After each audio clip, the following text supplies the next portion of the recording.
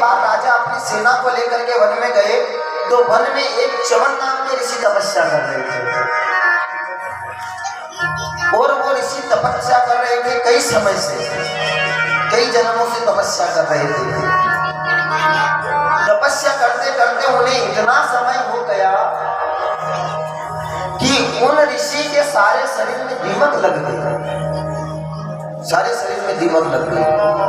केवल आंखों के सामने दो गड्ढे मालूम पड़ रहे थे, सारे शरीर में दीमक लगी हुई। सुकन्या ने बाल चपलतावश एक तिनका लिया और उस तिनकों को च्यवन ऋषि की आंखों में चुभो दिया, जिससे च्यवन ऋषि अंधे हो गए। च्यवन ऋषि क्रोधित हुए। जब च्यवन ऋषि का क्रोध हुआ तो सारी सेना भयभीत हुई।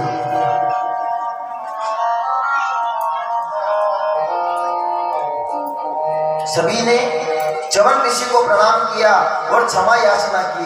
तो च्यवन ऋषि ने कहा, बोले मैं तो अंधा हो गया हूं, अब मुझसे विवाह कौन करेगा? तो राजा की इच्छा ना होते हुए भी सुकन्या का विवाह च्यवन ऋषि के साथ करना पड़ा। सुकन्या ने अपने पति की बहुत सेवा करी। अश्वनी कुमारों ने आकर के च्यवन ऋषि की आंखों को ठीक किया और रोशनी प्रदान की। सुखदेव जी कहते हैं कि राजन, सूर्य वंश के एक और प्रतापी राजा हुए हैं जिसे हम कहते हैं नभग। नभग के हुए हैं नाभाग और नाभाग के हुए हैं अम्बरीश जी। बड़े ध्यान से सुनना, अम्बरीश जी महाराज बहुत बड़े संत हैं। वो प्रत्येक एकादशी का व्रत निर्जला करते हैं। अम्बरीश जी महाराज, उन्हें अपने संतत्व पर जरा सा भी अभिमान नहीं है। प्रत्येक एकादशी का व्रत अम्बरीश जी महाराज निर्जला करते हैं। अब अम्बरीश जी महाराज ने एकादशी का व्रत किया और दुर्वासा ऋषि को भोजन का निमंत्रण दिया। बोले प्रभु, हमारे घर आप भोजन करने के लिए पधारना, हम व्रत साथ साथ में खोलेंगे। अब दुर्वासा ऋषि स्नान आदि और पूजन पाठ से निवृत्त होने में उन्हें समय लग गया। अब कई बार क्या होता है कि कभी कभी एकादशी के चंद क्षणों की जो एकादशी होती है तो हमें एकादशी का जो पारायण है वो द्वादशी में कर लेना चाहिए। लेकिन कभी कभी क्या होता है कि द्वादशी के अंत समय में भी त्रयोदशी लग जाती है तो उसका फिर पारायण नहीं होता। हमें द्वादशी में पारायण कर लेना चाहिए। उस समय ऐसा ही हो रहा। जब अम्बरीश जी महाराज दुर्वासा ऋषि का इंतजार कर रहे थे, उस समय द्वादशी तिथि छोड़ करके त्रयोदशी तिथि लगने वाली थी। चंद क्षणों के पश्चात अम्बरीश जी महाराज ने सोचा कि अगर मैं द्वादशी में पारायण नहीं करता हूं, अगर मैं द्वादशी में पारायण नहीं करता हूं तो मेरा एकादशी का व्रत निष्फल चला जाएगा। तो अम्बरीश जी महाराज ने क्या किया, हाथ में जल लिया और एक तुलसी दल रख लिया और जैसे ही पारायण करने लगे दुर्वासा ऋषि आ गए। बोली कृष्णचंद्र भगवान की।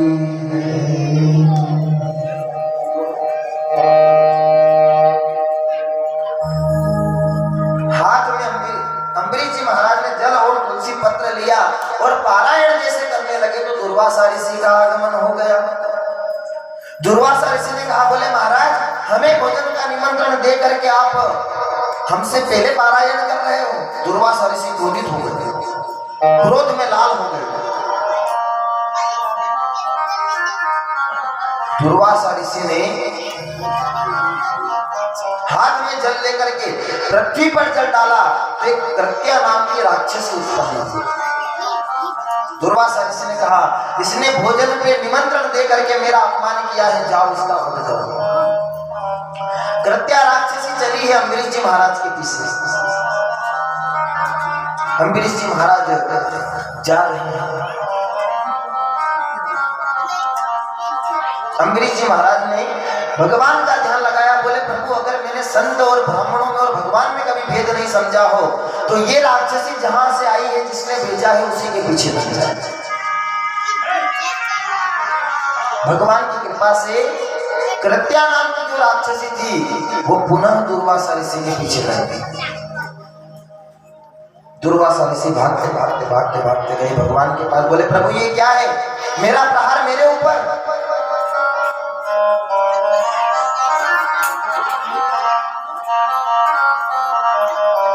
भगवान ने कहा, बोले प्रभु आपको अपने संत होने का, ऋषि होने का बहुत अभिमान है। ऐसा संत अम्बरीश जी महाराज जो कभी ना ब्राह्मणों में भेद समझता है, ना गुरुओं में समझता है, ना ऋषि में समझता है, ना भगवान में भेद समझता है, सभी को समान समझता है, उनको मारने का आपने प्रण किया। बोले प्रभु आप मुझे बताओ, बोले आपने जिसके लिए इसे भेजा था उसी के पास जाओ, वही आपको बचाएगा। दुर्वासा ऋषि कोना दौड़ते दौड़ते अम्बरीश जी महाराज के पास पहुंचे, बोले मुझसे भूल हो गई, मुझे क्षमा कर दीजिए और ये जो राक्षसी है इसे रोक दीजिए। अम्बरीश जी महाराज ने भगवान को प्रणाम किया, बोले प्रभु इस राक्षसी को रोकिए। भगवान आए और भगवान ने सुदर्शन चक्र से कृत्या नाम के राक्षसी को भस्म कर दिया।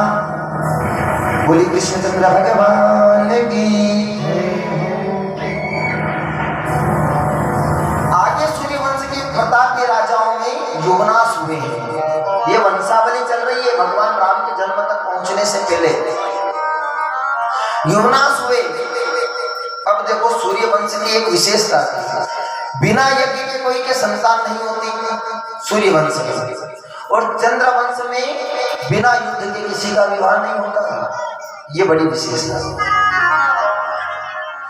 युवनाश राजा ने भी यज्ञ किया और यज्ञ का अभिमंत्रित जल गलती से स्वयं पी गए तो उनको गर्भ रह गया, पेट को चीर करके पुत्र को निकाला गया। इंद्र ने आकर के तर्जनी उंगली उस पुत्र के मुंह में दे दी। उस बालक ने इंद्र भगवान की तर्जनी उंगली का दूध पाया और उनका नाम पड़ गया मानधाता।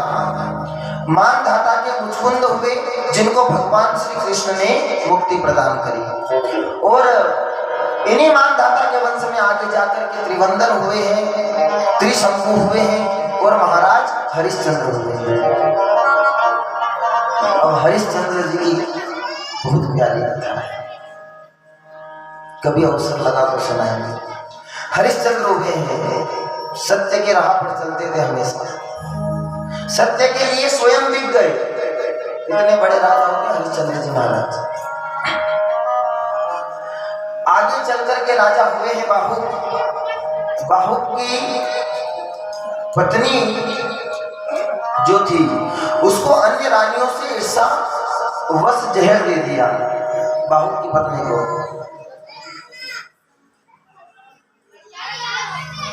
यज्ञ किया, यज्ञ के हवि में जहर मिला करके बाहुक की पत्नी को दे दिया। भगवान की कृपा से बाहुक के यहाँ पर पुत्र का जन्म हुआ, लेकिन जब जन्म हुआ तो वो जो जहर था वो उस पुत्र के गर्भ पर लगा हुआ था, इसलिए उनका नाम पड़ा सगर। सगर की दो पत्नियां, एक सुमति दूसरी केसनी। सुमति ने महापिंड को जन्म दिया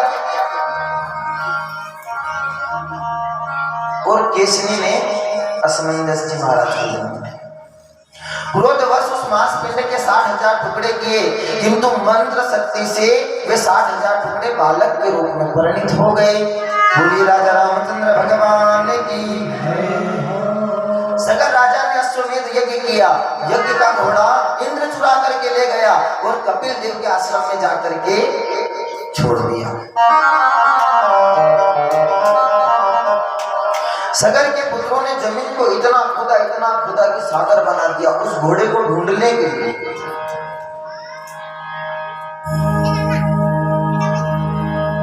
जिसका नाम समुद्र पड़ा है, जिसे हम समुद्र कहते हैं। कपिल मुनि के आश्रम में जब घोड़े को बंधा देखा तो उन्हें भ्रम हो गया कि इस यज्ञ के घोड़े को कपिल मुनि ही चुरा करके आए हैं।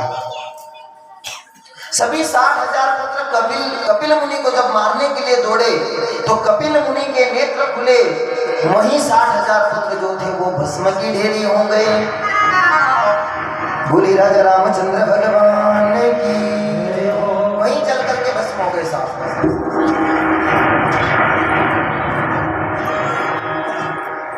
आगे असमंजस जी महाराज हैं, वो तपस्या करने लग गए। 60,000 पुत्रों की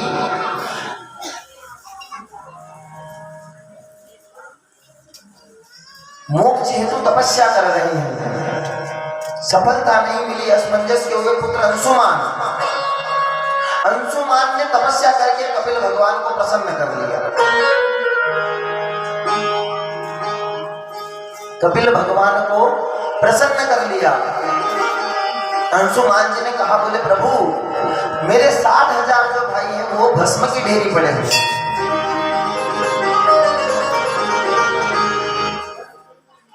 उनका निवारण कैसे होगा? तो कपिल भगवान ने कहा, बोले भगवान वामन के चरणों से जो गंगा निकली है उस गंगा के प्रादुर्भाव से, उस गंगा के जल के स्पर्श से वो सद्गति प्राप्त होगी। बोलिए श्री कृष्णचंद्र भगवान की जय हो। अब अंशुमान जी महाराज तपस्या करने लग गए गंगा जी को प्रसन्न करने के लिए। बहुत तपस्या करी लेकिन गंगा का दर्शन नहीं हुआ। अंशुमान के पुत्र हुए हैं दिलीप ने भी गंगा जी को लाने के लिए बहुत तपस्या करी, परंतु उन्हें भी दर्शन नहीं हुआ।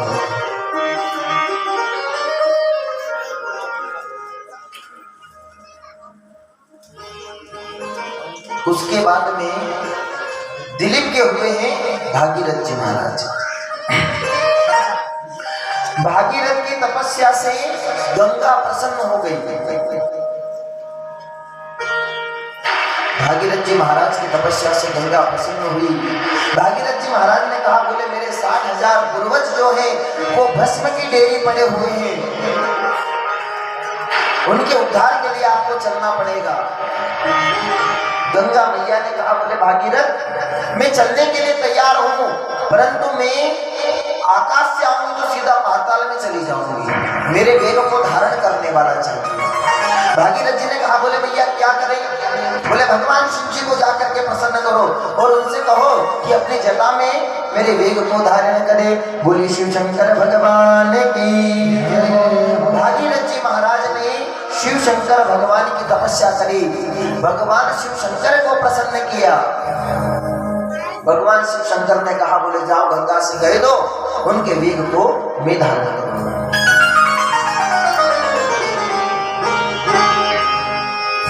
अब गंगा जी आ रही है। गंगा जी ब्रह्मलोक से, ब्रह्मा जी के कमंडलों से निकल करके ध्रुव लोक में आई। कहां पर आई? ध्रुव लोक में। फिर सप्त ऋषि के मंडल में आई, वहां से शिव जी की जटा में पधारी। फिर सुमेरु पर आई, फिर हिमालय पर, और हिमालय से गंगा जी ने निकलना प्रारंभ किया। बोली गंगा मैया की जय हो। भगवान शिव जी ने गंगा जी को अपनी जटाओं में धारण किया है, और कितनी प्यारी गंगा भगवान शिव की जटा में लग रही है। हे भोलेनाथ की जटा में गंगा वो प्यारी लागे, वो बड़ी प्यारी लागे, वो माने प्यारी प्यारी भोले की सवारी लागे। भोलेनाथ की जटा में गंगा लागे, गंगा प्यारी लागे, माने प्यारी प्यारी भोले की सवारी लागे। ओ शंभुनाथ की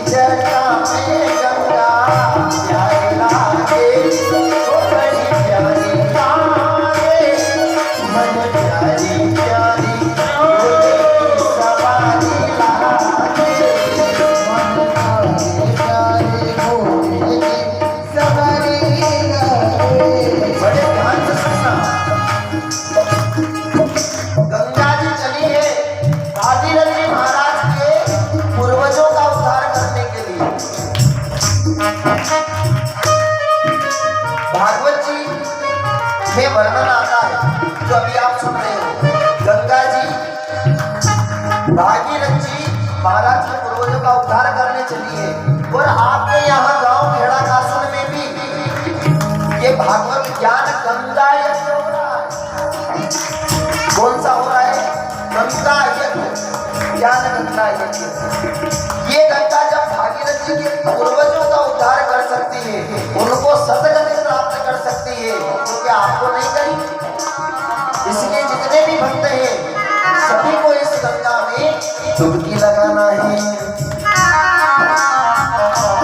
भोले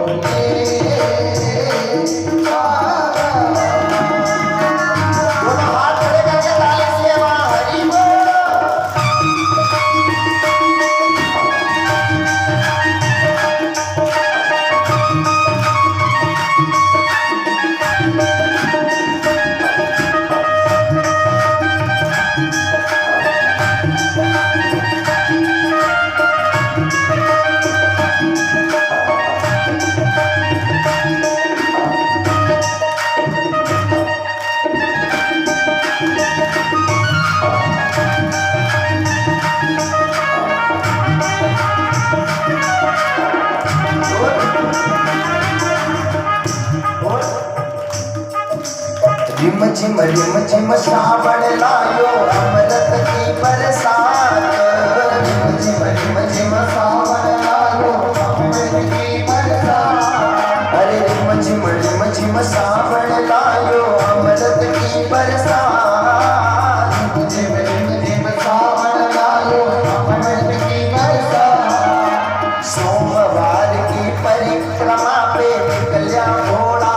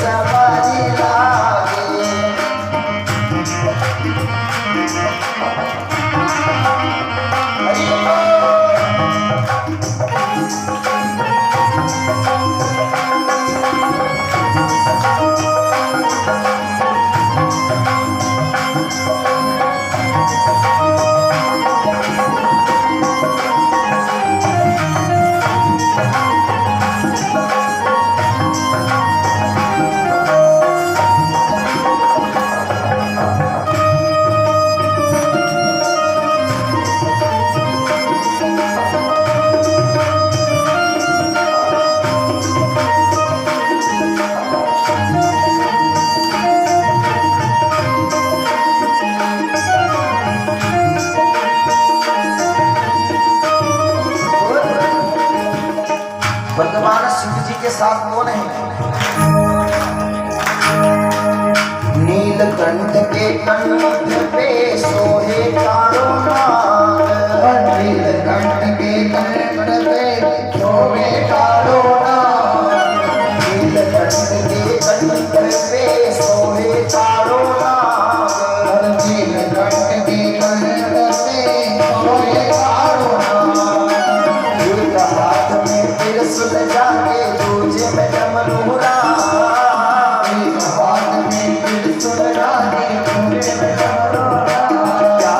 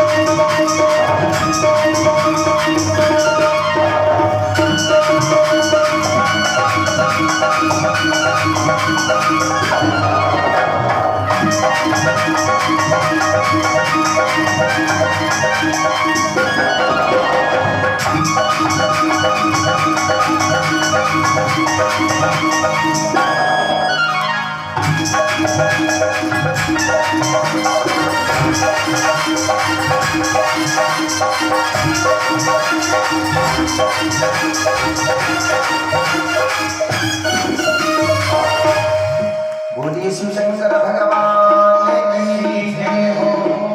गंगा जी भगवान शिव जी की जटा से निकल करके पधारी। हिमालय से गंगा जी ने निकलना प्रारंभ किया है। भागीरथ जी आगे आगे जा रहे हैं और गंगा जी पीछे पीछे जा रहे हैं।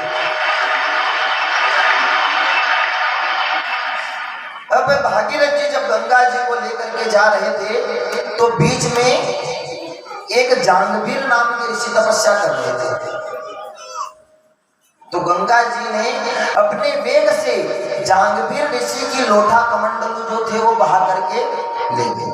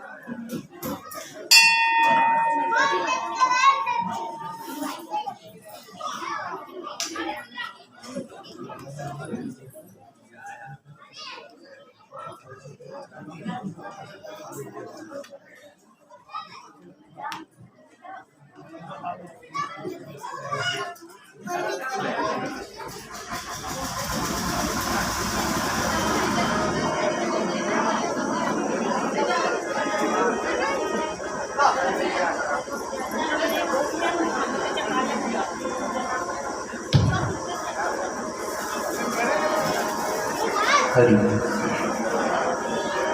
बोली गंगा मैया की जय हो।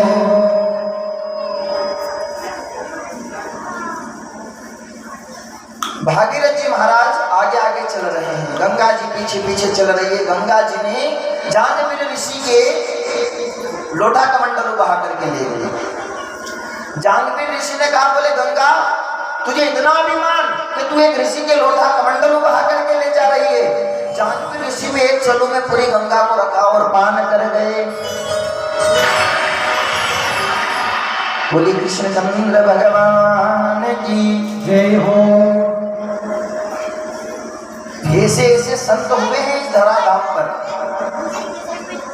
जो गंगा जी को एक चलो में रख करके पी रहे।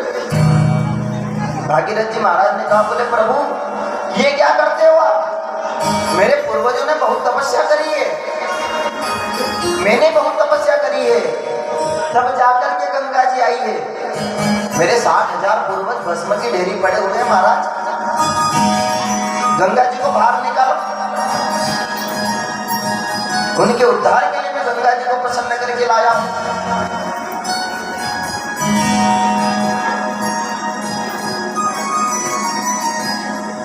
बोले आप बाहर निकालो। अब जांगवीर ऋषि ने सोचा कि अगर मैं गंगा जी को मुख से बाहर निकालता हूं तो गंगा जी छोटी हो जाएगी। इसलिए जांगवीर ऋषि ने अपनी जान को चीर करके गंगा को बाहर निकाला है। वहां से गंगा जी का एक नाम पड़ा है जांगवीर गंगा। बोली जांगवीर गंगा की जय हो। और जिसी प्रकार पतित पावनी मां गंगा है, उसी प्रकार पतित पावनी मां नर्मदा है। हम ओंकारेश्वर जाते हैं। कर्मकांडी ब्राह्मण वेद और शास्त्र कहते हैं गंगा सिंधु सरस्वती जय यमुना गोदावरी नर्मदा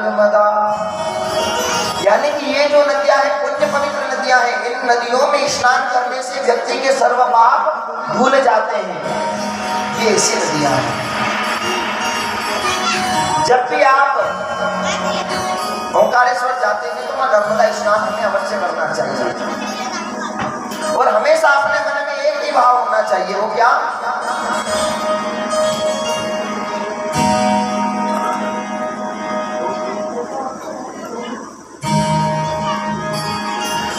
हूँ गीत गाता रहूं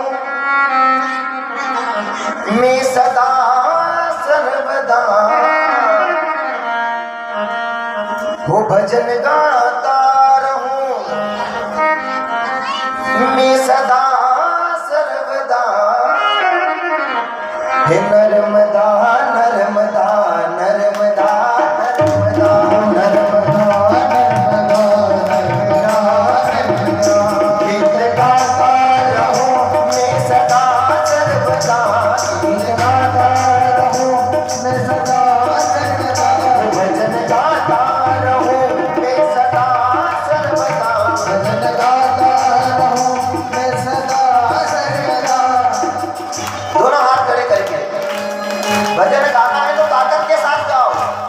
जन्माष्टमी है, हमारा भी उपास है, आपका भी उपास है। नर्मदा नर्मदा नर्मदा नर्मदा नर्मदा नर्मदा हरि बोल।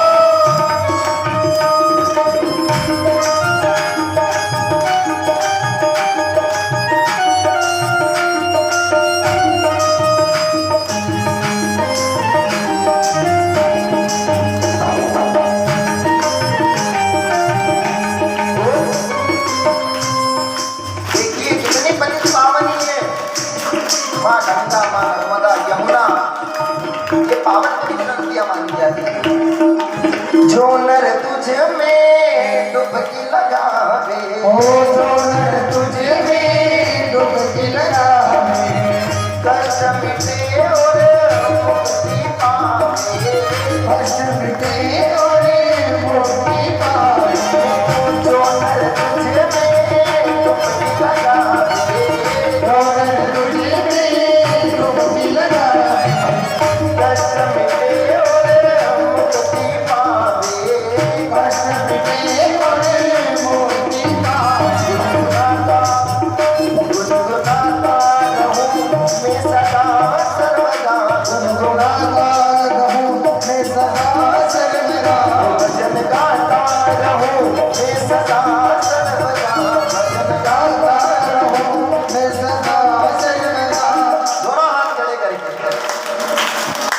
नर्मदा नर्मदा नर्मदा नर्मदा नर्मदा नर्मदा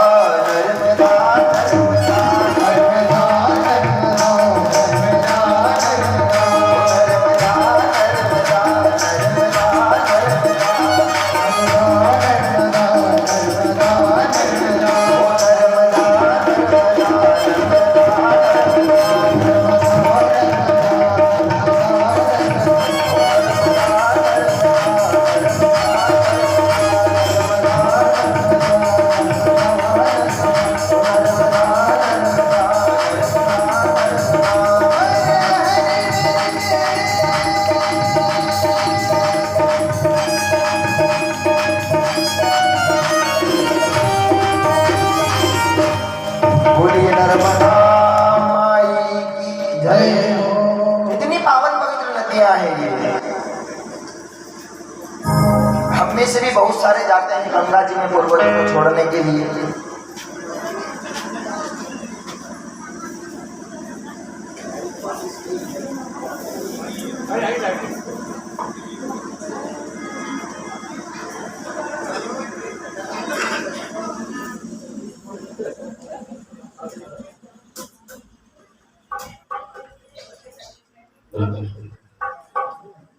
बोलिए राजा रामचंद्र भगवान की जय हो। इतनी पावन पवित्र नदियां हैं। भागीरथ जी गंगा जी को लेकर के गए और सगर के 60,000 पुत्र जहां भस्म की डेरी पड़े थे वो गंगा जी के स्पर्श से सतगति को प्राप्त हुए। बोलिए गंगा मैया की। महापराक्रमी भागीरथ के वंश में राजा हुए हैं खटवांग। खटवांग के फिर दीर्घ बाहु हुए हैं और रघु की कीर्ति इतनी फैली कि जो सूर्यवंश था वो रघुवंश नाम से जाना जाने लगा, रघु की कीर्ति से।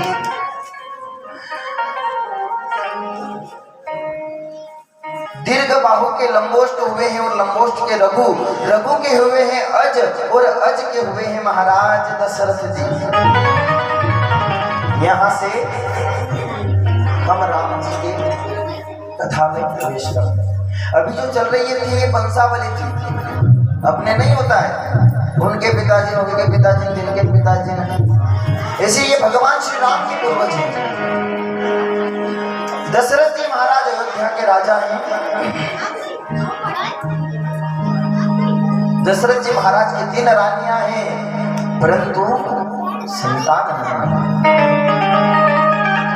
और भगवान के पृथ्वी पर आने के संत महापुरुषों ने अनेक कारण बताए हैं। जब जब होई धर्म की हानि, जब जब होई धर्म की हानि, ओ जब जब होई धर्म की हानि, पाड़ई असुर अधमय अभिमानी, ओ जय सिया राम, जय सिया राम। जब जब धर्म की हानि होती है तब तब भगवान अवतार लेकर के इस धराधाम पर आते हैं। जब जब पापाचार, अत्याचार, अनाचार बढ़ जाता है तब भगवान आते हैं। तब तब धरे प्रभु विविध शरीरा, तब धरे प्रभु विविध शरीरा, हरहि कृपा निधि सज्जन धीरा, श्री राम जय राम जय राम। जब जब पृथ्वी पर भार बढ़ जाता है, पाप बढ़ जाता है, तब भगवान आते हैं। अनेकों रूप धारण करके भगवान आते हैं। सुखदेव जी महाराज कहते हैं, बोले राजन, भगवान के अनेक कारण होंगे, लेकिन मुझे तो एक ही कारण लगता है। वो क्या? बोले नारद का मोह। पहला कारण देव ऋषि नारद का मोह। परीक्षित ने कहा, बोले गुरुदेव नारद का मोह क्यों? बोले राजन, माँ पार्वती भोलेनाथ से कहती है कि अगर राम जी परमात्मा है तो इन्होंने मनुष्य शरीर इस कारण से धारण किया। पार्वती जी कह रही है भोलेनाथ से, नाथ धरे नर तन के ही तू, श्री राम जय राम जय जय राम, नाथ धरे नर तन के ही तू, श्री राम जय राम जय जय राम। मोह समझाय कहु ब्रज के तू, श्री राम जय राम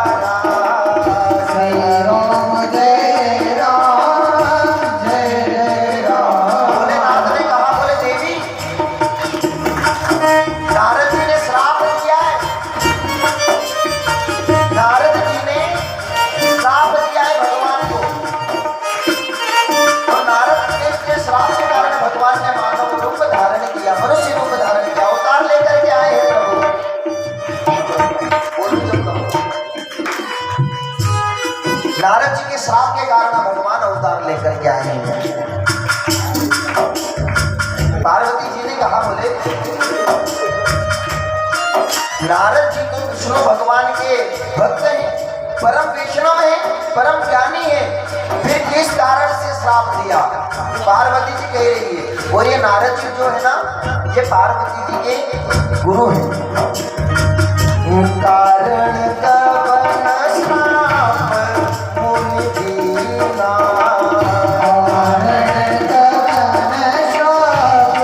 मुनि दीना, बोले कि किस कारण से श्राप दिया है? श्राप क्यों दिया भगवान को नारद जी ने? अब देखिए कितनी अंध भक्ति है पार्वती जी की। कहा अपराध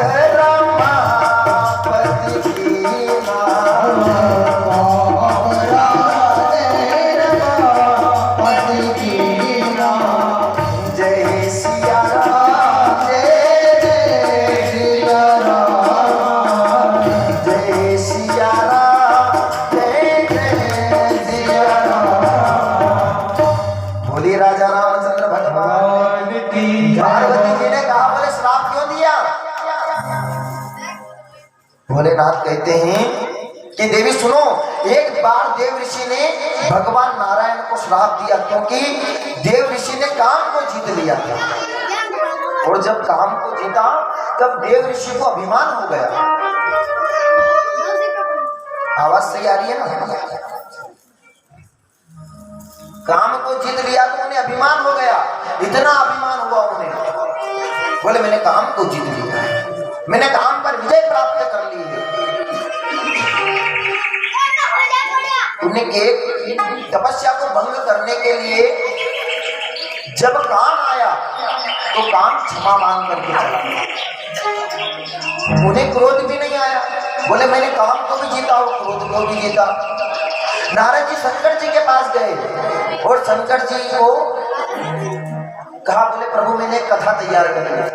शंकर जी ने सोचा नारद आया है, नारद अगर आया है तो श्री राम कथा सुनाए, राम कथा सुनना है हमें, बताओ नारद जी। तो अब नारद जी ने क्या किया कि राम कथा की जगह काम कथा सुना दी। क्या सुनाई? राम कथा की जगह काम कथा सुना दी। शंकर जी ने कहा, बोले नारद कथा तो तुमने बहुत अच्छी सुनाई, परंतु एक बात बताता हूँ। बोले क्या? बोले जो कथा तुमने मुझे सुनाई है ये कथा किसी और को मत सुना। अब मान लो कोई व्यक्ति कुछ कार्य करे तो उसको आप बोल दो, बोले वाह क्या बात है, फिर उसको देखो आप बोले और किसी से क्या मतलब है, एक बार बस भगवान नारायण को सुनाऊंगा। शंकर जी ने कहा, बोले उनको तो सुनाना ही मत, सबको सुना देना संसार में, उन्हीं को मत सुनाना। अब तो नारद जी को और अभिमान हुआ, मैंने काम को जीता, क्रोध को जीत लिया, पद भी हासिल कर लिया, मतलब मैं अच्छी कथा करता हूँ। ये उनके मन में भ्रांति होगी, नारद जी के मन में।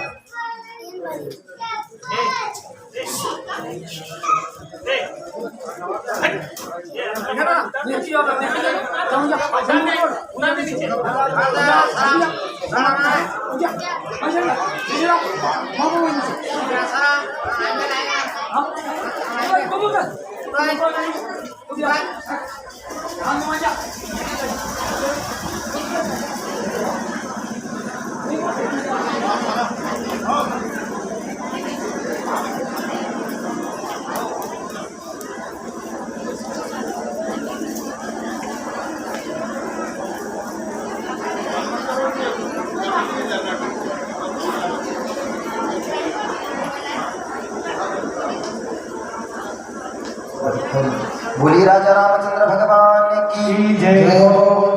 अब नारद जी भगवान विष्णु के पास गए हैं। भगवान विष्णु को पता लग गया, बोले नारद को अभिमान हो गया। तो नारद जी ने क्या किया, जब नारद जी भगवान के पास गए तो भगवान ने कहा, नारद जी आप कैसे आना हुआ, आइए आइए आइए। अब नारद जी ने जाकर के कहा, बोले प्रभु प्रणाम। जैसे ही प्रणाम किया तो भगवान ने नारद जी को नीचे नहीं बैठने दिया, अपने पास बिठाया, बोले यहाँ आओ नारद, यहाँ बैठो। अब पहले शंकर काम विजेता था, अब तो नारद जी काम विजेता बन गए। पास में बिठाया। लक्ष्मी जी ने कहा, बोले प्रभु नारद जी को आपने पास में बिठाया, इन्हें अभिमान तो है ही है, और आप अपने पास स्थान देकर के और अभिमान इनका बढ़ा रहे हो।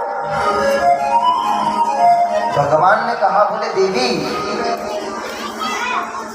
किसी को यूं समझो कि फोड़ा हो जाए, फोड़ा माने कि फुंसी, किसी को अगर फुंसी हो जाए तो वो डॉक्टर के पास जाता है और डॉक्टर से कहता है, डॉक्टर साहब ये फुंसी हो गई है, बोले इंजेक्शन लगा, तो बोले नहीं आप तो गोली दे दो। बोले ठीक है, ये गोली आप सुबह शाम लेना, आपका फोड़ा 2 दिन में बैठ जाएगा। अब वो व्यक्ति घर जाता है लेकिन वो गोलियों को लेना भूल जाता है, उन गोली को लेना भूल जाता है, तो वो फोड़ा और बढ़ जाता है और बड़ा हो जाता है। जब फिर बड़ा होता है तो तब वापस जाता है डॉक्टर के पास, बोले डॉक्टर साहब ये तो बड़ा हो गया। बोले मैंने जो गोली दी थी उसका क्या हुआ? बोले वो तो भूल गया और मैंने ले ली और घूम गई वो। डॉक्टर साहब ने कहा, बोले अब जो ये फोड़ा है ना ये बड़ा हो गया है, बिगड़ चुका है, अब तो इसका ऑपरेशन करना पड़ेगा। इसी प्रकार भगवान नारायण कह रहे हैं कि लक्ष्मी जी अभिमान रूपी फोड़ा हुआ था नारद जी को, भगवान शंकर ने गोली दी थी, बोले सबको सुना ना, भगवान को मत सुना। वो गोली नारद जी ने खाई नहीं और अब इनका फोड़ा हो गया है बड़ा, तो अब इनका ऑपरेशन कर सकते हैं। इसलिए भगवान अभिमान बढ़ा रहे हैं नारद जी का। नारद जी प्रणाम करके वहां से निकले तो भगवान ने क्या किया? बोले नारद के अभिमान को नष्ट करना है, तो भगवान ने 400 कोस योजन का एक बहुत लंबा चौड़ा नगर रच दिया। वहां शीलनिधि नाम का राजा रहता है। रामायण में है ये कथा, आप पढ़ो तो देखना। 400 कोस योजन का लंबा चौड़ा बहुत बड़ा नगर रचा। उस नगर के राजा है शीलनिधि, उनकी एक कन्या है जिसका नाम है विश्वमोहिनी। उनकी कन्या का नाम है विश्वमोहिनी। अब राजा विश्वमोहिनी जी का स्वयंवर करना चाहता है, विवाह करना चाहता है, स्वयंवर रखा है। अब नारद जी जो है वो निकल करके जा रहे थे, तो वो निकल करके जहां से जा रहे थे वहीं भगवान ने माया रची, और कैसी माया रची, बहुत प्यारी माया। और इसी माया ने सबको घेर रखा है।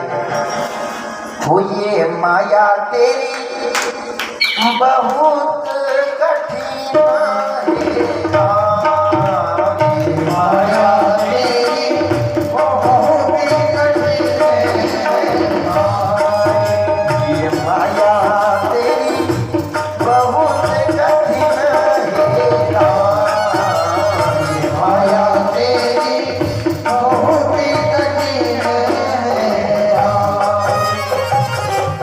कठिन है,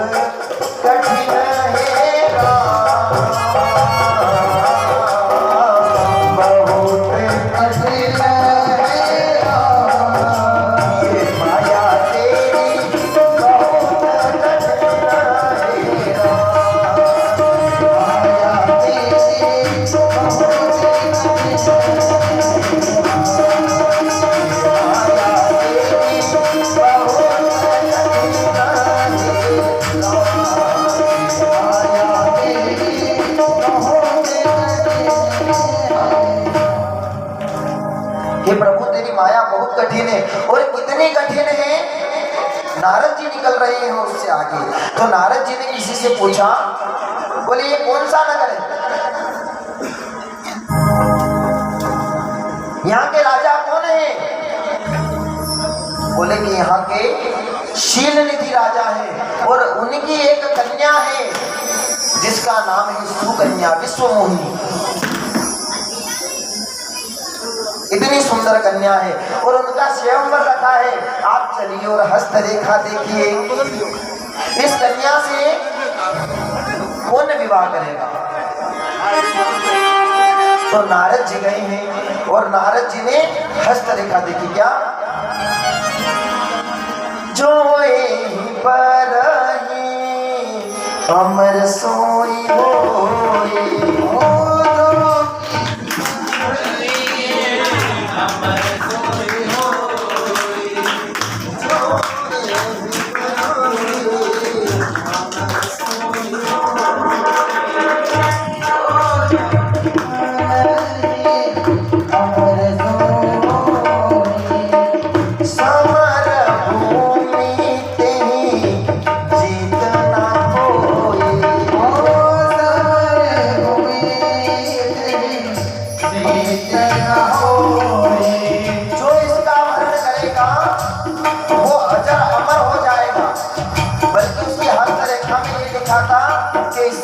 शादी करेगा तो पहले से अजर अमर होगा।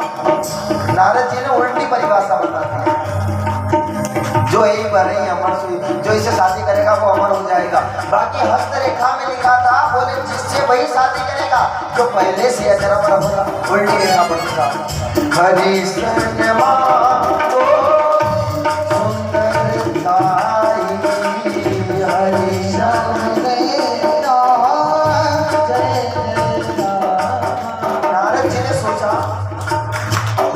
मोहिनी दिखने में बड़ी सुंदर है, अब इससे विवाह करना है। उल्टी रेखा तो पड़ती, परंतु क्या करूं? तो नारद जी ने भगवान का स्मरण किया, बोले प्रभु मुझे आप अपना रूप उधार दे दीजिए। भगवान से रूप मांग रहे हैं, बोले मैं इससे विवाह करूंगा। हरिशमन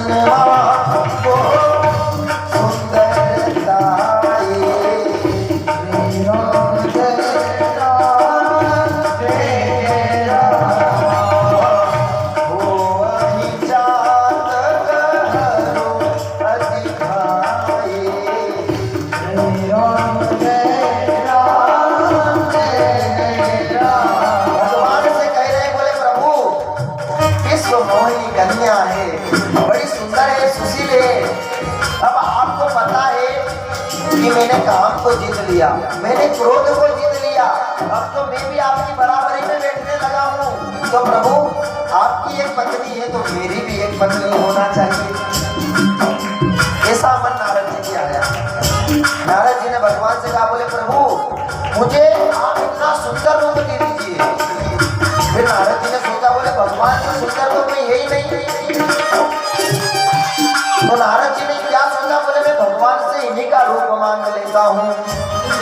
आपन रूप देहु प्रभु मोहि, आपन रूप देहु प्रभु मोहि, आन बात कछु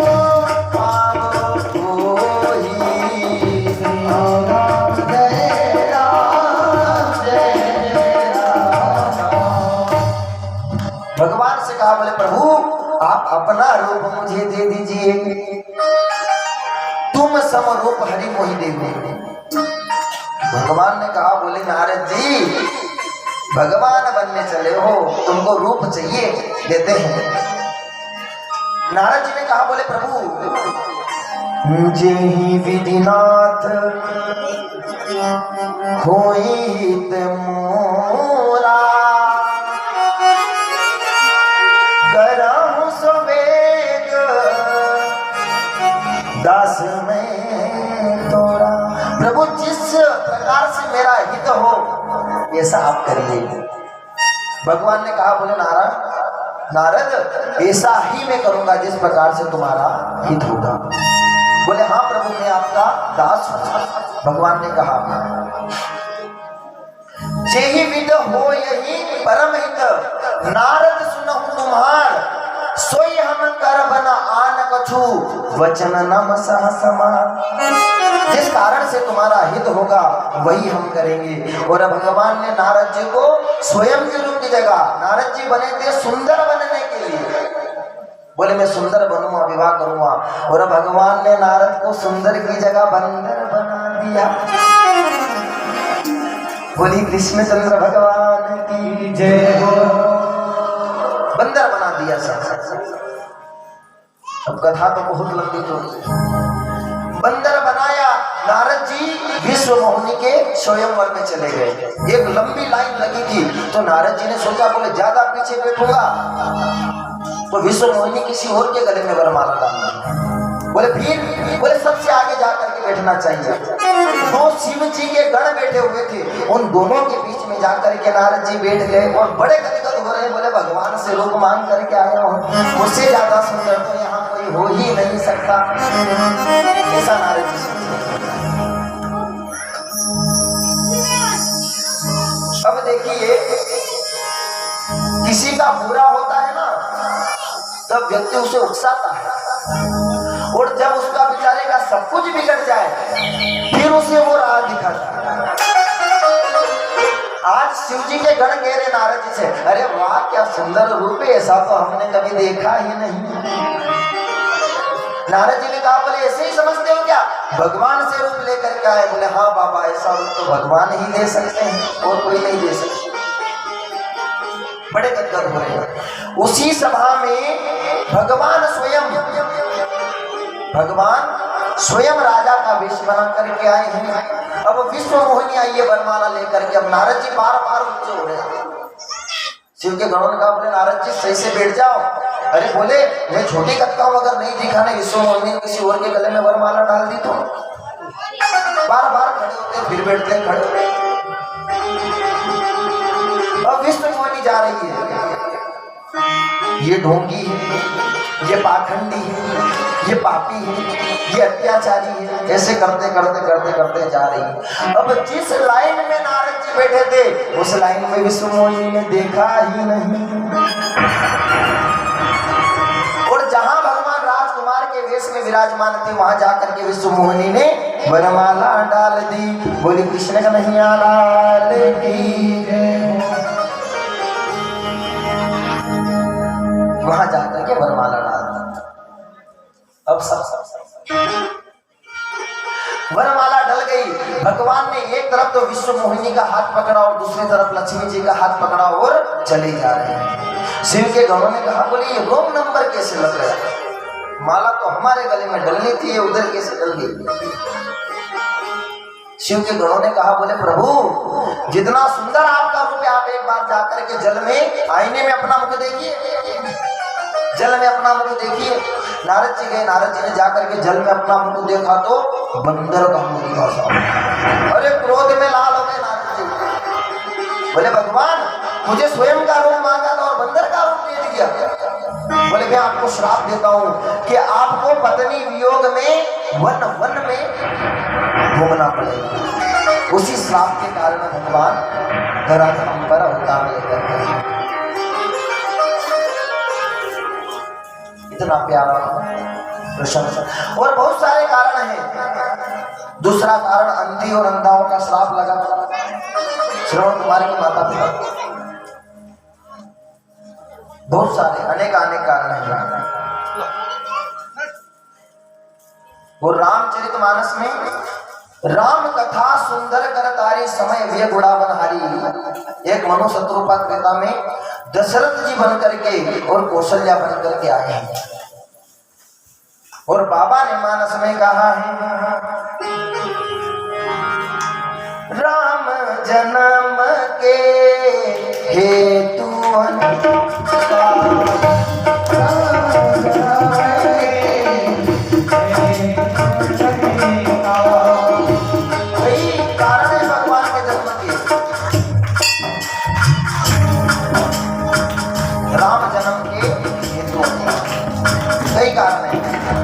अब यहाँ से हम आगे चलते हैं।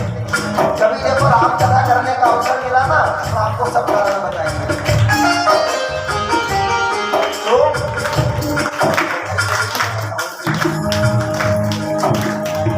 अयोध्या के राजा है महाराज दशरथ और दशरथ जी के 3 दिन रानी है, परंतु एक भी पुत्र नहीं है। महाराज बड़े दुखी हैं और इधर पृथ्वी पर अधर्म बढ़ रहा है। पृथ्वी आज रावण के पाप से भोजो मर रही है। गाय का रूप धारण करके जहां सभी देवता बैठे हैं वहां पर और अपना दुख सुख सुनाया।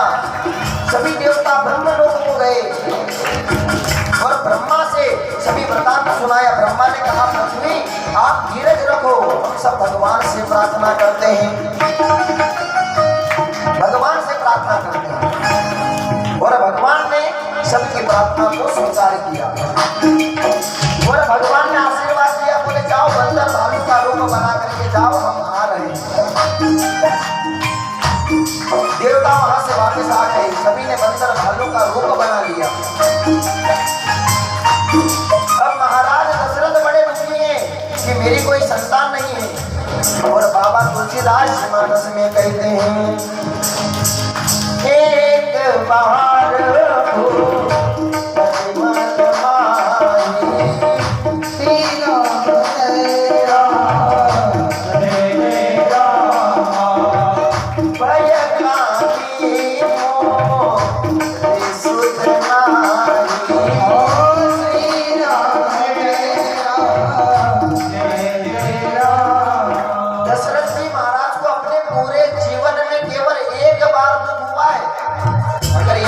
तो हजारों बार दुख हो जाएगा, लेकिन दशरथ जी महाराज को केवल एक बार भूपति मन माई भई खिलानी दुख हुआ कि मेरे सुख नहीं है।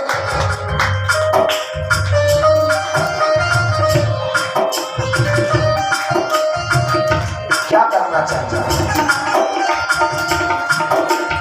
बोली रामचंद्र भगवान। दशरथ जी महाराज दौड़े दौड़े गुरुदेव के पास जाए और गुरुदेव के पास जाकर के दशरथ जी महाराज ने कहा, बोले गुरुदेव मैं बड़ा दुखी हूं।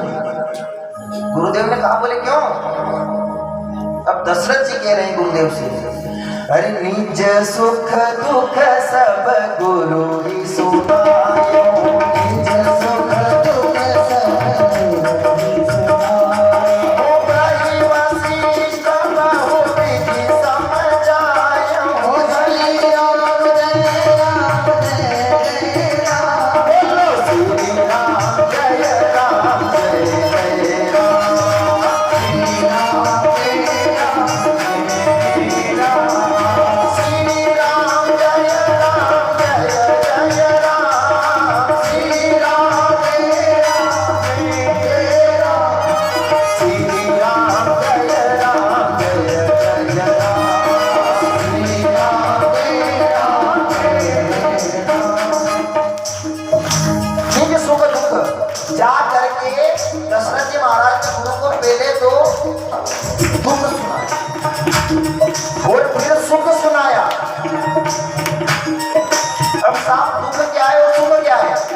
तो दुख क्या सुनाया? बोले गुरुदेव मुझे पुत्र नहीं, ये दुख सुनाया। और सुख क्या सुनाया? बोले गुरुदेव मिल गए हैं, इससे बड़ा कोई सुख नहीं, ये सुख मिला है। अपना सारा दुख सुनाया, सुख सुनाया। गुरुजी ने कहा, बोले राजन आपको जो करना था आप कर चुके, घरों धीर हो यही सुख चारी, चार चार बेटे होंगे, एक एक नहीं। त्रिभुवन विदित भवन है हमारी। हे राजन आपको जो करना था वो करने में आपने देरी लगा दी, अब तो जो करना है हमें करना है। आप धीरज रखिए, एक एक नहीं चार चार पुत्र होंगे। अब गुरुदेव करते हैं।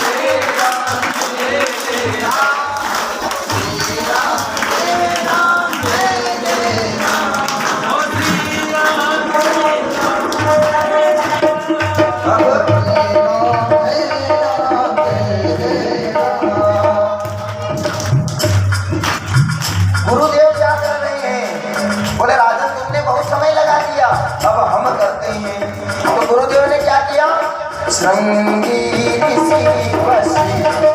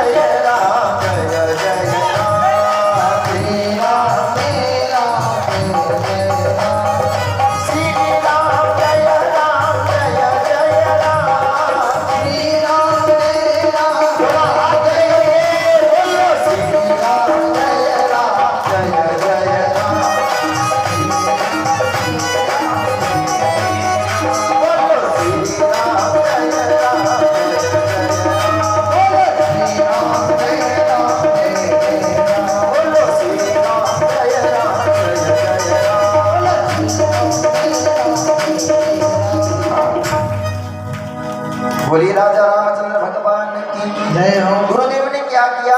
श्रृंगी ऋषि को बुलाया और पुत्र कामेष्टि यज्ञ करवाया।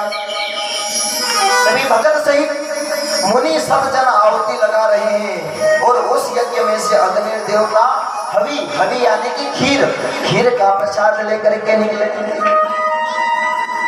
गुरुदेव ने कहा, बोले राजा ये चरों का प्रसाद आप लीजिए और तीनों रानियों को बांट दीजिए। अब दशरथ जी ने चरो हाथ में लेकर के तीनों रानियों को दे दिया। अर्ध भाग हो कौशल्य ही दीना, उभय भाग कर लीना। आधा भाग तो कौशल्या जी को दिया और जो शेष आधा भाग बचा था उसके दो हिस्से कर दिए। दो हिस्से थे, उसमें से एक कैकेयी को, एक सुमित्रा जी को। अब ऐसा वर्णन आता है कि जो सुमित्रा जी का प्रसाद था वो प्रसाद एक चील लेकर के उड़ी और जहां मां अंजना तपस्या कर रही थी वहां जाकर के उस खीर को रख दिया। उस खीर का पान अंजना मैया ने करा और खीर से, जो खीर थी उस खीर से हनुमान जी महाराज का प्रादुर्भाव हुआ। बोलिए बालाजी महाराज की जय हो।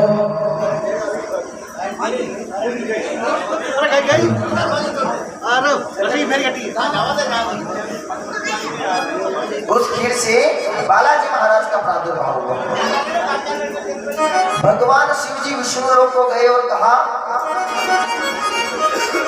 कि भगवान आपने मोहिनी अवतार धारण किया था, उस मोहिनी अवतार को देख देख करके सब मोहित हो जाते हैं, मुझे भी आपके मोहिनी अवतार का दर्शन करना है। विष्णु भगवान ने कहा, बोले प्रभु मोहिनी अवतार का दर्शन नहीं करो तो बढ़िया है। बोले क्यों? बोले नहीं, मेरे मोहिनी अवतार को देख देख करके अच्छे मोहित हो जाते हैं। भगवान भोलेनाथ ने कहा, बोले क्या ऐसे ही? मैं मोहित होने वाला नहीं हूँ, मुझे तो देखना है। अब भगवान शिव जी वहां से चले, उन्हें क्या पता था भगवान अभी दिखा देंगे। भगवान शिव जी जैसे ही चले, थोड़ी दूर जाने पर विष्णु भगवान ने मोहिनी अवतार धारण कर लिया। बोली कृष्ण कन्हैया लाल की। गेंद उछालते भगवान शिव जी के सामने से निकले हैं। शिव जी देख करके मोहित हो गए और जा करके जैसे ही मोहिनी का आलिंगन करना चाहा, उसी समय शिव जी का जो तेज था वो क्षीण होने लगा, गिरने लगा। तो भगवान विष्णु ने शंख में उस तेज को धारण कर लिया और उस शंख के द्वारा वो तेज मां अंजना के कान से प्रविष्ट किया, जिससे हनुमान जी की उत्पत्ति हुई है। बोली बालाजी महाराज की। भगवान शिव ने कहा, बोले प्रभु आपका मोहिनी अवतार तो बड़ा ही गजब है। अरे छीन लिया मेरा हो प्यारा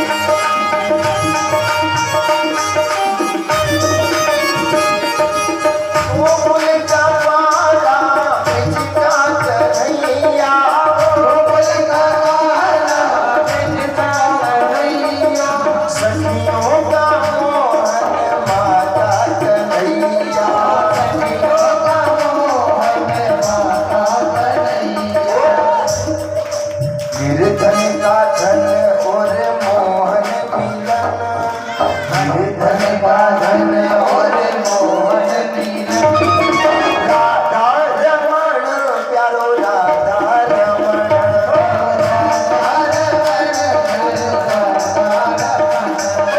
छिनलिया मेरा भोला समन छिनलिया मेरा भोला समन राधा रमण प्यारो राधा रमण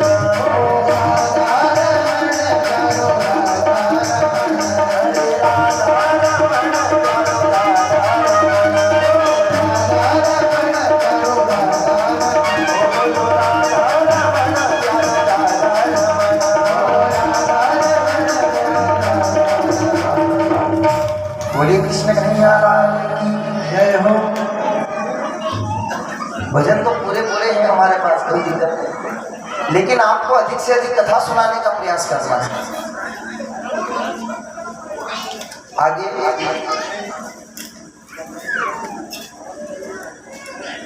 भगवान नारायण ने संघ के माध्यम से जो भगवान शिव जी का तेज था, वो तेज अंजना माँ के काल में प्रविष्ट कर दिया, जिससे हनुमान जी महाराज की उत्पत्ति हुई। शंकर सुवन केसरी नंदन तेज प्रताप महाजगवंदन। अब साहब तीनों रानियों ने प्रसाद खाया और चमत्कार हो गया।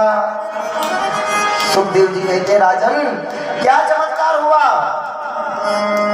अरे यही विधि गर्भ सहित सब नारी, यही विधि गर्भ सहित सब नारी, यही विधि गर्भ सहित सब नारी, यही विधि गर्भ सहित सब नारी।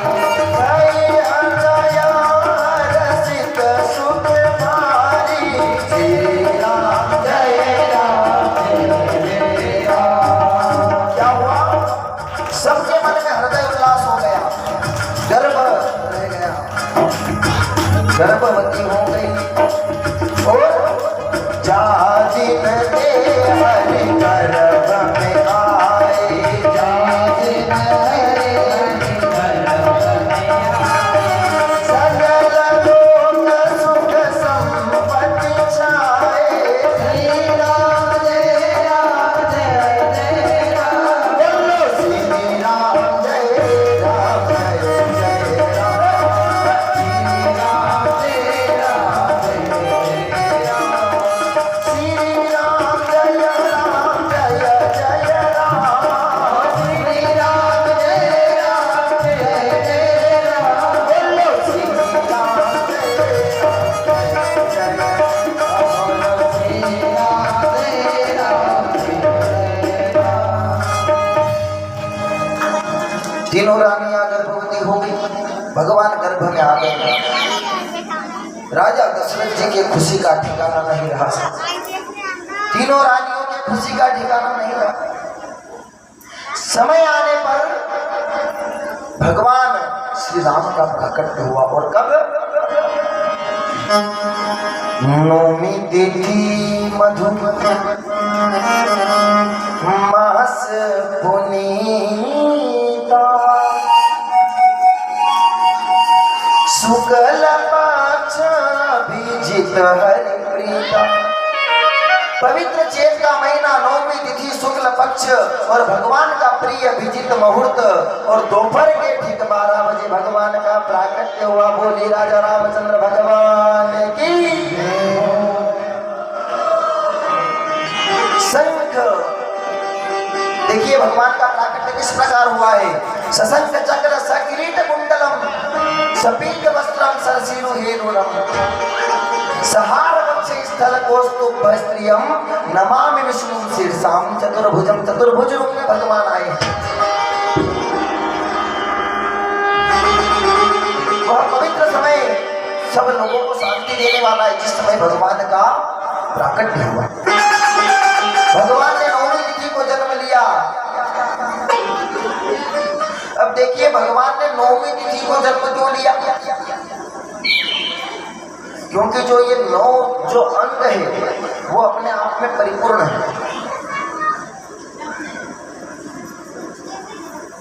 अब 9 में आप ऐसे चलो, 1 और 8 को जोड़ो तो कितना होगा? 9।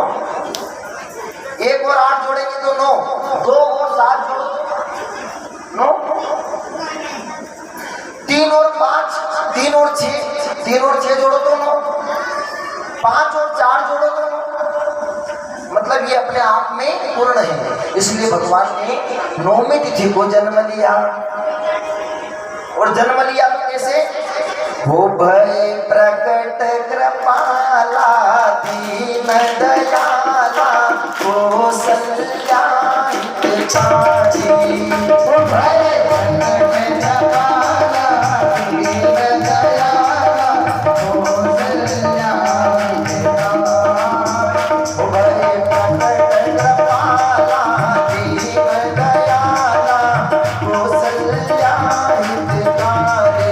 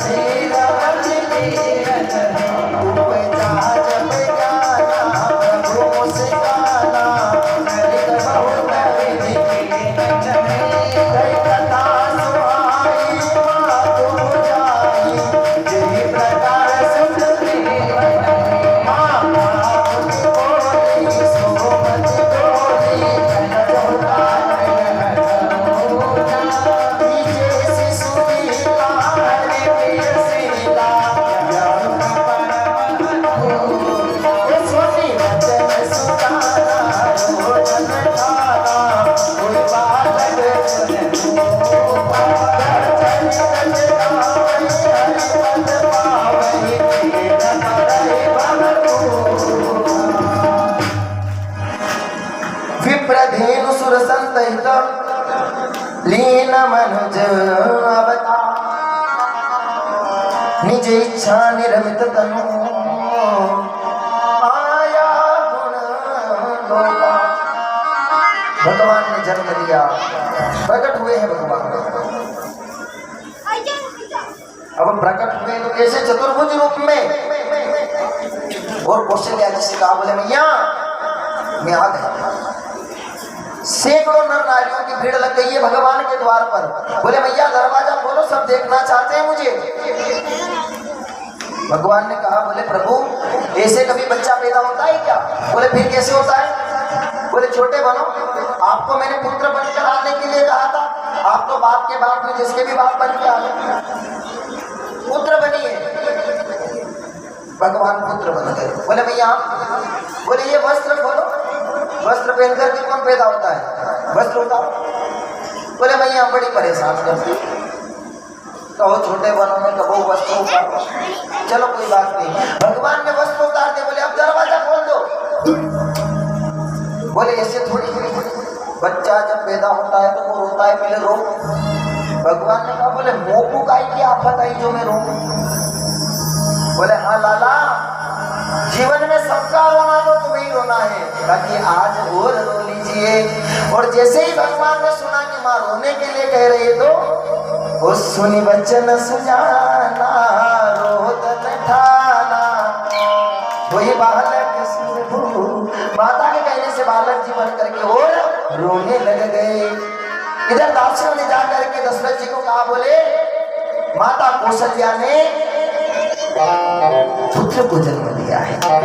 इधर से कैकेयी की दासी गई, बोले महाराज माता कैकेयी ने पुत्र को जन्म दिया है।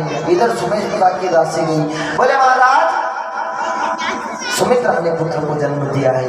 और दशरथ जी महाराज को देखो आप, वृद्ध पुरुष, अब उसको सुनाई दे कि पुत्र हुआ है तो अरे महाराज बढ़िया टाई लगा करके ऐसा श्रृंगार करके, अरे दशरथ पुत्र जन्म सुखिकाना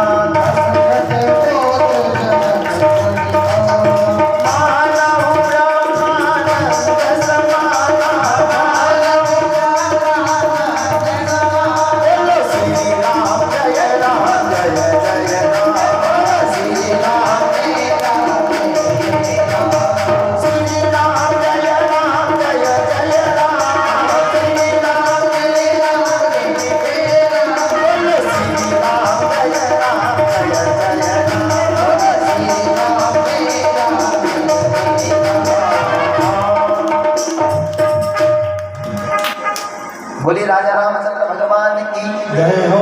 दशरथ जी ने सुना, बोले पुत्र हुआ है, खुशी का ठिकाना नहीं रह सकता। बढ़िया सुंदर श्रृंगार करके जा रहे हैं पुत्र के पास। आज पूरी अयोध्या को दुल्हन की तरह सजा दिया गया। बोले भगवान का जन्म हुआ है, सभी बधाइयां लेने के लिए आ रहे हैं। सभी जाकर के कह रहे हैं, बोले मैया बधाई हो, पुत्र का जन्म हुआ है। आइए एक छोटी सी बधाई। हमारे घर पर अगर बालक होता है तो हमें कितनी हर्षता होती है। बालक आया सब पूरे अस्पताल में मिठाई बन जाती है। अब ये भगवान का जन्मोत्सव है, कौन कौन बधाई देता है? किन किन को भगवान के जन्म का हर्ष हुआ है? लाला जन्म सुनियाई कौशल्या मैया दे दो बधाई। लाला जन्म सुनियाई कौशल्या मैया दे दो बधाई। ओ लाला जन्म सुनियाई कौशल्या मैया दे दो बधाई। ओ लाला जन्म सुनियाई कौशल्या मैया दे दो बधाई।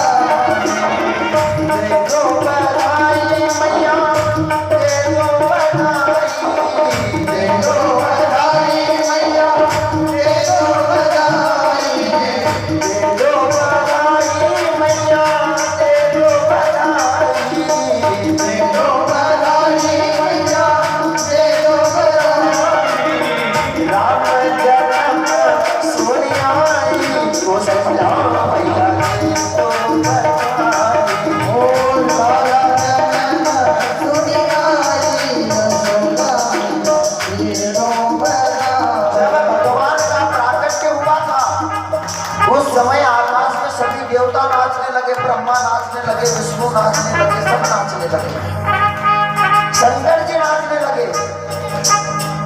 अब आप क्या यहाँ देवताओं से भी बड़े बैठे हो?